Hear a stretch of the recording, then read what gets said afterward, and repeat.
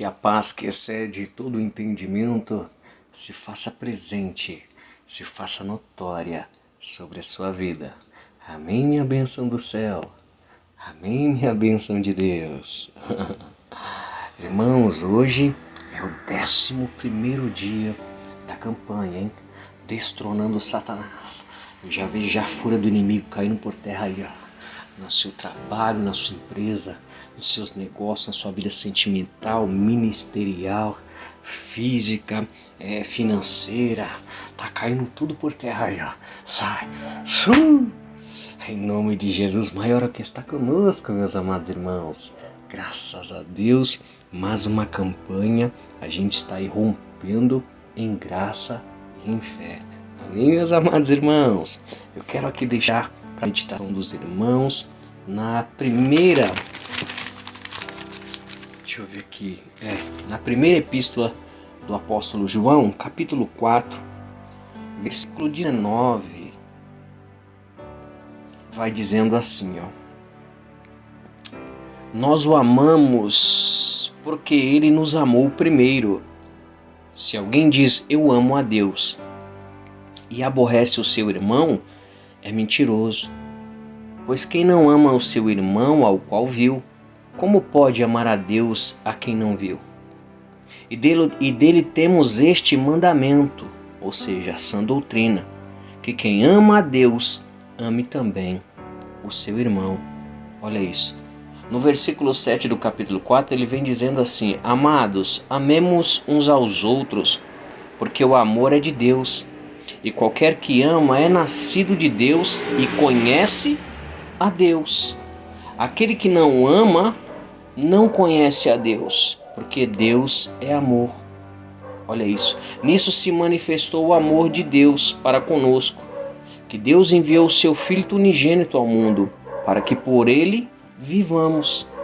Nisto está o amor, não em que nós tenhamos o amado a Deus, mas em que ele nos amou a nós e enviou o seu Filho para propiciação pelos nossos pecados. Amados, se Deus assim nos amou, também nós devemos amar uns aos outros. Ninguém jamais viu a Deus. Se nós amamos uns aos outros, Deus está em nós, e em nós é perfeito o seu amor. E nisto conhecemos que estamos nele, e ele em nós, pois deu o seu Espírito, e vivamos e testificamos que o Pai enviou o seu Filho pelo Salvador do mundo. Glória a Deus. Então o apóstolo ele vem dizendo claramente aqui: se amamos uns aos outros, esse é o maior resultado de sabermos que aquela pessoa tem Deus na vida. Então a gente percebe que Deus está na vida de alguém é pelo amor que ele tem para com o seu amado irmão. Olha isso. E ele vem dizendo aqui, olha, não fomos nós que amamos ao Senhor, mas foi ele que nos amou primeiro. Olha isso. Em outro texto vai dizer que não fomos nós que escolhemos a ele, mas foi ele que escolheu a nós. Louvado seja o nome santo e poderoso do Senhor. Então por isso que o inferno se levanta. Só que nós somos o templo, a casa, a morada de Deus. Aleluia. Porque não somos só a morada do Espírito Santo de Deus. Deus Pai, o Deus Filho é Jesus Cristo, nosso irmão mais velho, que é o nosso Senhor e Salvador. Ele é o Deus Filho, ele também habita dentro de nós. E o Espírito Santo, segundo a sã doutrina e palavras do próprio Cristo Jesus. Jesus ele vai dizendo: aquele que me ama, ele guardará os meus mandamentos. E então eu rogarei ao Pai, e ele vos enviará o Consolador, o Espírito da verdade, que o mundo não pode conhecer, mas ele está em vós e habitará em vós para sempre. E aquele que tem esses meus mandamentos e os guarda, esse é o que me ama. E se esse alguém também me amar, será amado do meu Pai. E eu e o Pai viremos a ele e faremos nele morada. Glória a Deus, aleluia, que tremendo. Então, sendo assim, sabemos então, segundo a sã doutrina, que é os mandamentos e a orientação do próprio Cristo Jesus. O Espírito Santo não abandona ninguém nunca, jamais. O homem pode te abandonar, a mãe pode te abandonar, o pai pode te abandonar, a família pode te abandonar, os amigos, todo mundo pode te abandonar. Mas Deus nunca vai te abandonar. E o Espírito Santo vai estar com você para sempre. Não importa o estado da sua vida. A pessoa pode estar no estágio pior ali, tá lá no lamaçal, lá no charco mesmo de lodo. O Espírito Santo está com gemido inexprimível, exclamando ali para Deus ter misericórdia, resgatar essa vida e salvar essa vida e transformar essa vida. Paulo ainda vai dizer que o querer e o efetuar vem do Senhor. Um dia eu não queria servir a Deus, eu não tinha o querer, que Paulo descreve. Mas aí o Senhor me convenceu que eu estava equivocado e sem Ele eu não ia conseguir. Não importasse o quanto eu lutasse, eu não ia conseguir, eu não ia ser feliz, eu era vazio, eu era triste. Então Ele me convenceu e aí eu passei a querer. E aí eu tinha o querer, mas não tinha o efetuar, eu não tinha força de orar, de ir para a igreja, de buscar ao Senhor. E aí o próprio Deus foi e me deu o efetuar. E aí eu comecei a caminhar na presença do Senhor. Então até o querer e o efetuar vem do Senhor. Que nem fala, fulana tem que querer, o Bertano tem que querer. A Bíblia diz que o querer e o efetuar vem de Deus. Tudo vem de Deus. Às vezes a pessoa tem até as suas quedas, os seus erros, as suas falhas, para aprender com eles e poder orientar os outros que estão lá na frente como caminhar no caminho do Senhor. Tudo tem um propósito. É como está lá em Romanos 14, versículo acho que 6, Paulo vai dizendo assim: quem és tu que julga o servo alheio? Para o seu próprio Senhor ele está de pé, ou até mesmo cai, mas estará de pé, porque poderoso é o Senhor para o firmar. Oh, glória a Deus, aleluia. Então até na queda tem propósito de Deus. Olha isso. Então Deus ele é tremendo, ele sabe trabalhar, ele vê as coisas no oculto, no profundo e no escondido, de forma que nós só temos que confiar e acreditar e amar. Porque sem o amor, Paulo vai dizer que não adiantou nada. Então, segundo a sã doutrina, segundo o que o próprio Cristo disse, nós somos a morada de Deus Pai, a morada de Deus Filho e a morada do Deus Espírito Santo. Então há momentos que eu percebo, eu sinto, eu sei que é o Espírito de Deus que está me usando ali para falar com o povo dele, com o povo de Deus. Eu vejo ali às vezes que é o próprio Cristo que está me usando ali para falar também com o seu povo. E eu estou vendo ali também que às vezes é o próprio Deus Pai que está me tomando ali e usando para falar com o seu povo. Então cada um tem um nível de intensidade. O Espírito Santo às vezes ele fala um pouquinho mais sério, mas dificilmente é aquela palavra mais doce, gostosinha, maravilhosa. Quando é Jesus Cristo, ele fala um pouco mais sério, mas é bem exibitório, ele é calmo, ele é manso, ele é humilde, mas às vezes ele dá umas lapadinhas. Você não viu que ele fez um chicote de cordéis e deu chicotada nos fariseus hipócritas lá no templo? No meio dos cambiadores lá, saiu dando chicotada em todo mundo? Às vezes Jesus também fala sério.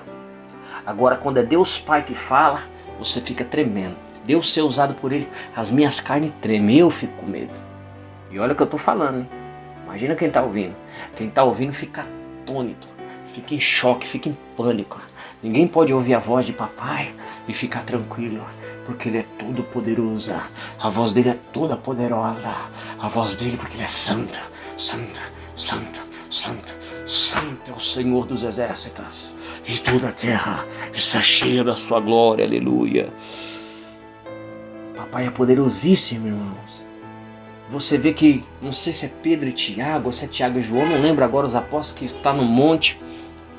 Jesus Cristo se transfigura, aí aparece Moisés e Elias, eles falam: Senhor, o Senhor quer então que a gente faça aqui uma tenda para cá? Aí Jesus segue dizendo: não esquenta a cabeça, não se preocupa com isso não há necessidade disso, né? E ali o céu abre e desce logo a voz de papai, começa falando: esse aí é meu filho amado. E aí o que acontece? O povo fica em choque, o povo fica com medo, eles caem temorosamente no chão, tremendo de medo na presença de papai. Então quando papai usa o profeta, a palavra é forte, ela é poderosa, ela é impactante. Então aquele que não tem conhecimento, vamos crescer na graça e no conhecimento de Deus, porque senão fica pensando, ai, não foi Deus não, porque o povo ficou com medo, o povo ficou... Olha, se foi Deus Pai que usou o irmão ou a irmã, o povo vai ficar com medo. Principalmente porque papai, quando ele vai falar, normalmente ele vem corrigindo o povo. Pode ver lá, né? Quando ele desceu na terra para falar com o povo hebreu lá, os rebeldes lá no meio de Moisés lá. Olha isso. Tem momentos que Deus desceu e matou até gente. Tem gente morrendo aí, ó. E Deus continua operando. Amém, irmãos? Então não vá blasfemar contra o Espírito Santo. Porque se foi o Espírito Santo, você está dizendo que é o diabo, que é o demônio, ou que é o homem, você blasfemou. A Bíblia diz que pecar contra o pai, blasfemar contra o pai, pecar contra o filho e blasfemar contra o filho tem perdão. Mas blasfemar e pecar contra o Espírito Santo não terá perdão jamais. Então vigia na terra, não sabe o que está acontecendo, ó. Fecha a boquinha, fica quietinha. Amém, ovelha amada do Senhor? Em nome do Senhor Jesus Cristo, bênção de Deus. Vigia na terra, isso é perigoso, isso é o único pecado que não tem perdão. A pessoa matar 1000 pessoas, tem perdão. Sabe? Até mais que isso aí tem perdão. Agora, se a pessoa blasfemar contra o Espírito de Deus, o Espírito do Deus vivo, aí não tem perdão. É a sã doutrina que diz isso. É mandamento. Então vigia na terra, amém, bênção de Deus. Olha isso. Aí João ele vem dizendo, no capítulo 14, no capítulo 4, no versículo 20, se alguém diz eu amo a Deus e aborrece o seu irmão, é mentiroso. Pois quem não ama seu irmão, ao qual viu, como pode amar a Deus a quem não viu? Olha isso. Então se você trama contra o seu irmão, se você quer ver ele derrotado, destruído, a Bíblia diz que você não ama a Deus, que você é um mentiroso. Porque você está trabalhando e correndo atrás para destruir aquele que é a imagem e semelhança de Deus, que é o seu irmão, que é a sua irmã. Então você não conhece a Deus. João está dizendo que você não conhece a Deus e que você não ama a Deus. Porque não tem como você dizer que você ama a Deus se você não está vendo. Se o seu irmão que você está vendo, você não ama. Olha isso. Aí no 21. E dele temos este mandamento, que quem ama a Deus, ame também o seu irmão. Amém, irmãos? Às vezes você nem fez nada para a pessoa, né? É simplesmente porque alguém falou, porque alguém disse, porque alguém ali é mais chegado dele ou dela, inventa uma história ou manipula uma história, porque às vezes a própria pessoa já não gosta de você, já é um motivo para você ser totalmente odiado, né? Então, irmãos, não sejamos injustos. A Bíblia diz que nós somos os justos.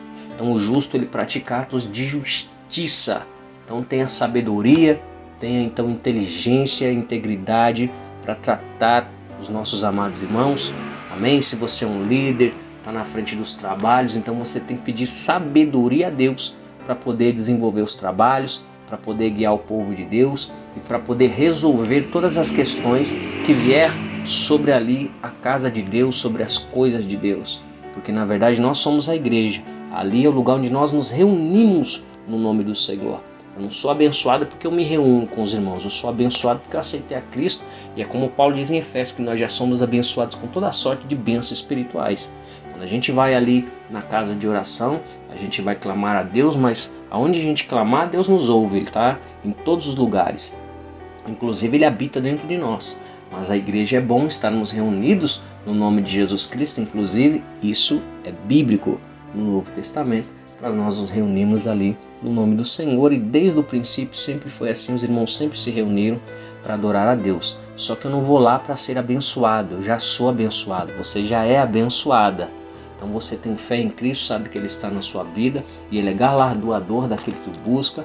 Então você vai adorar, vai glorificar com os irmãos para ter paz uns com os outros, né? O próprio apóstolo João disse, temos paz uns com os outros.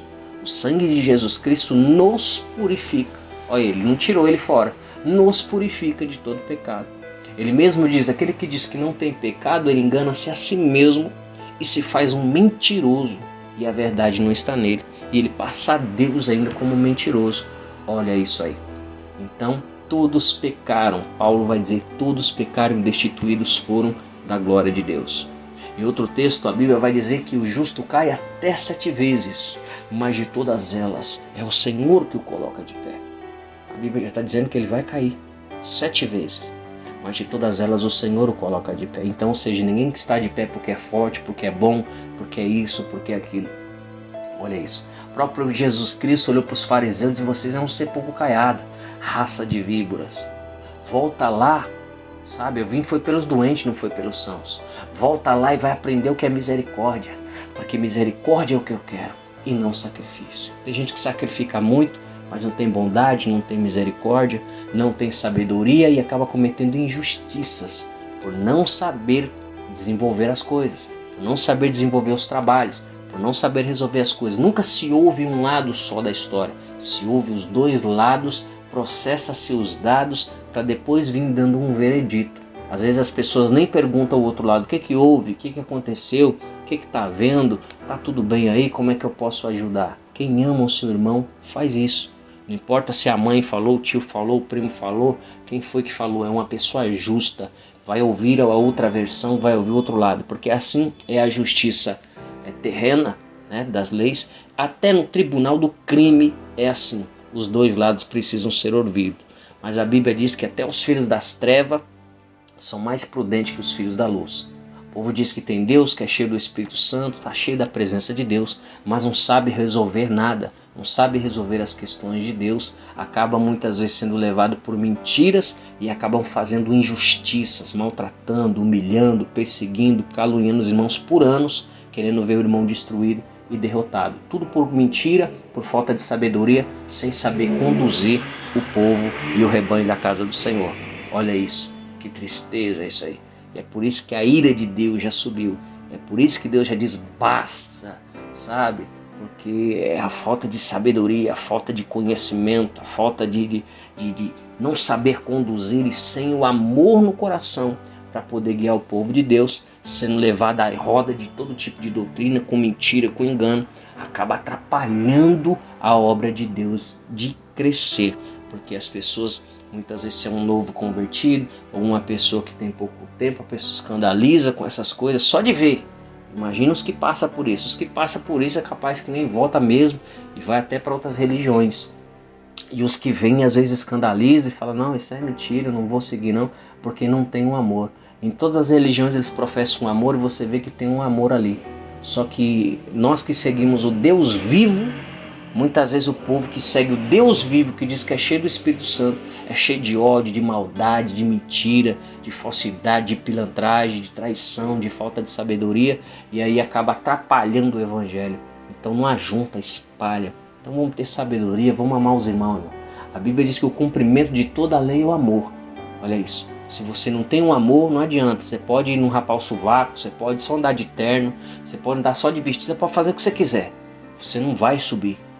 Porque é o amor que vai te garantir essa entrada lá. Porque ele, sendo santíssimo, ele morreu por todos os pecadores da terra. E você não pode nem ter amor pelo seu irmão, que não te fez nada. E a sua irmã, que não te fez nada. Indo em roda de mentira, por causa de falsa doutrina, de regulamento interno, maltratando, humilhando, perseguindo, excluindo, distratando os irmãos. Tá uma bagunça. Essa é a verdade. O evangelho totalmente distorcido, não tem nada a ver com o evangelho de Cristo Jesus. E o Senhor está voltando aí. E a cada um vai ter que dar conta dos seus atos, das suas atitudes. Então ame o seu irmão. Amém, meu amado irmão? Amém, minha amada irmã?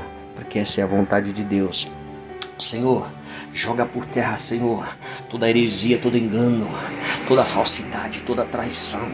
Veja o principado, a potestade, o espiritual da maldade que tem tocado nessa empresa, nos negócios, no trabalho. Cai por terra, cai por terra, cai por terra. Vai batendo em retirada aí, vai batendo em retirada aí, vai batendo em retirada aí. Sai, sai, em nome de Jesus, Senhor, meu Deus amado, dá vitória para tua serva, para o teu servo, em todas as áreas da vida, sentimental, financeira, psicológica, física, Senhor, mental. Abençoa, prospera, Senhor, poderosamente, em nome do Senhor Jesus Cristo.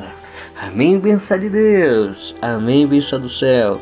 Que Deus abençoe poderosamente, em nome do nosso Senhor e Salvador Jesus Cristo.